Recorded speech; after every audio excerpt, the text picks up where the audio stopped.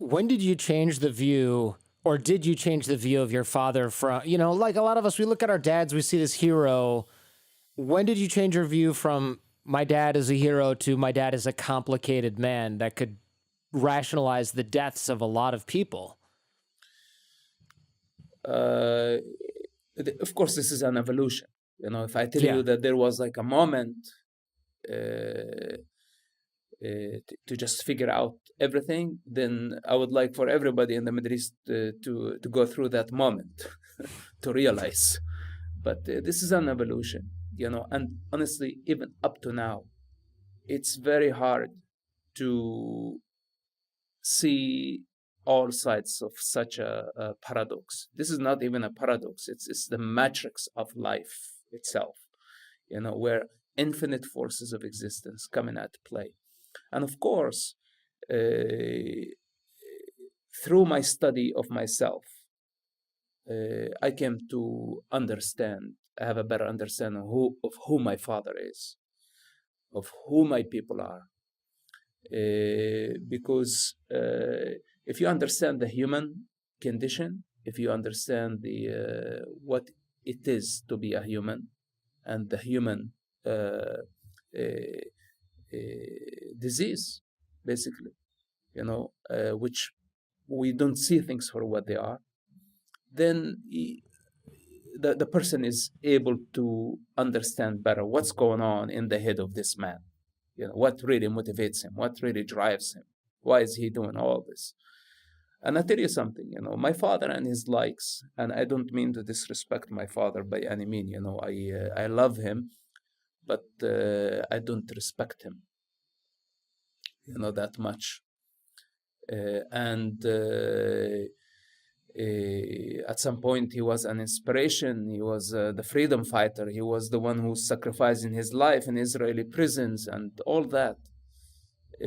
But today, I understand he just wearing a mask or a bunch of masks, by the name of the cause, the Palestinian cause, which everybody's cause, and by the name of God, or by the name of Allah, that's their God, or by the name of a certain ideology, or liberating the people, freeing the people.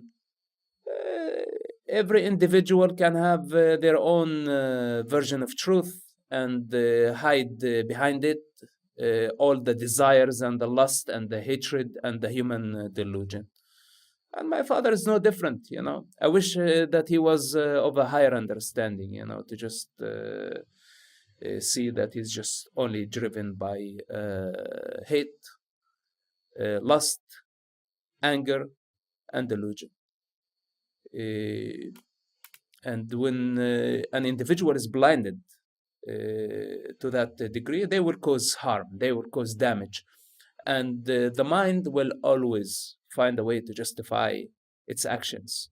On one hand, he would kill and blow people up. On the other hand, says like, okay, we are defending our children. We're not killing others. We're defending our children.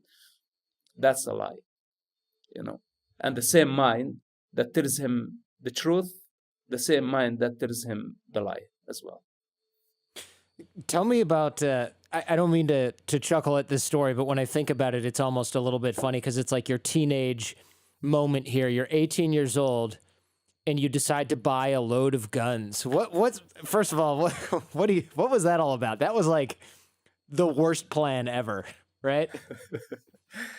Well, it's again, I grew up in a jungle, full of just hate, not only, by the way, from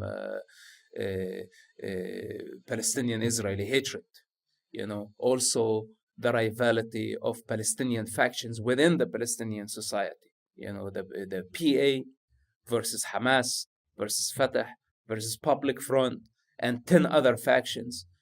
We're talking about, if you don't have guns, nobody respects you in that culture, And if you don't have power, they will crush you, Not like in the United States today,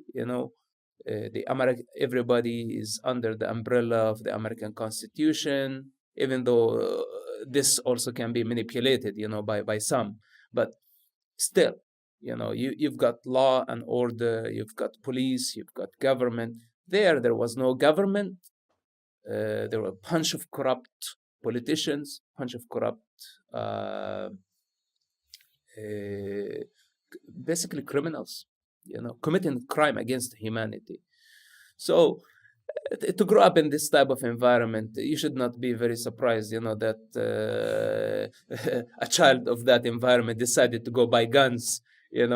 It's not like, if I grew up in California, let's say in San Diego, then all of a sudden I decided to become a gangster and go buy guns. Yes, this is idiotic. But for that region, it's normal. Actually, when you have the gun, and the only language of the street is the language of the gun, then you fit right in.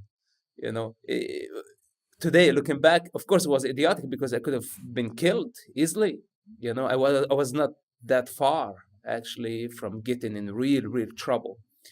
The guns got me in trouble. They got me in prison, and I spent 16 months in Israeli prisons. I was tortured. I was beaten up by soldiers. I was deprived from sleeping for months. I was tortured mentally and physically, that I still have marks on my face from that torture. So basically, I got in trouble. But all this trouble of my life, whether prison time, Hamas experience, in prison, outside the prison, all those are things that just taught me the biggest lessons of life.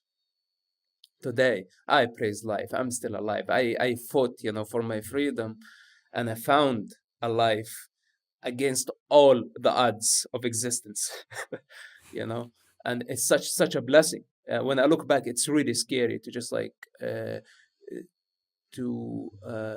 just remember the minefield that I was walking in, that you don't know. You could just step on a mine and that's it. But sometimes it's a blessing to go through a minefield not knowing it's a minefield. Mm-hmm.